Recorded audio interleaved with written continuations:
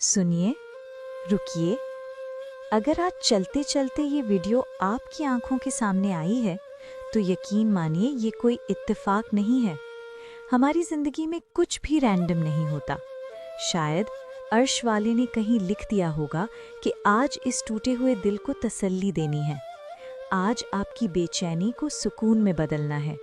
इसलिए इसे पूरा सुनिए, शायद ये सिर्फ आपके लिए ही है। आपको पता है, हम समझते हैं कि जो लिखा गया वो बदल नहीं सकता, मगर सुनिए, अल्लाह तो आपकी तकदीर उतनी ही बार बदल सकता है जितनी बार आप उससे दुआ करते हैं। दुआ में वो ताकत है जो लिखे हुए को मिटाकर नया लिख देती है।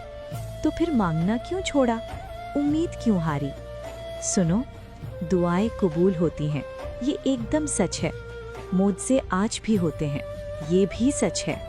लेकिन अक्सर हम थक जाते हैं। हम सोचते हैं कि इतनी दुआएं की, इतने आंसू बहाए, मगर सब वैसे का वैसा ही है, कुछ बदल क्यों नहीं रहा, है ना? यही सवाल है ना आपका? लेकिन ऐसा नहीं है। असल में वो रिश्ता, वो बरकत, वो नया रास्ता आपकी तरफ चल कर आ रहा है।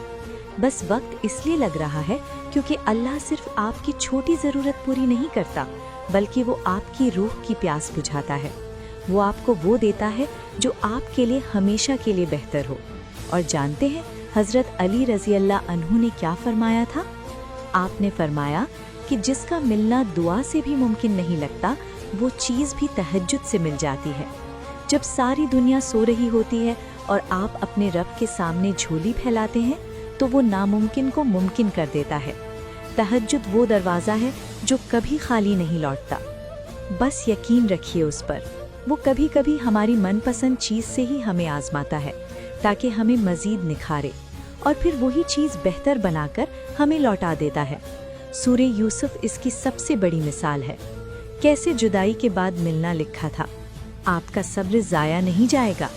मुस्कुराइए, क्योंकि आपका रब आपकी सुन रहा है। अगर आपको यकीन है तो कमेंट में या अल्लाह लिखें और इस उम्मीद को किसी और तक पहुंचाने के लिए शेयर करें। अल्लाह आपकी हर दुआ कबूल फरमाए। आमीन।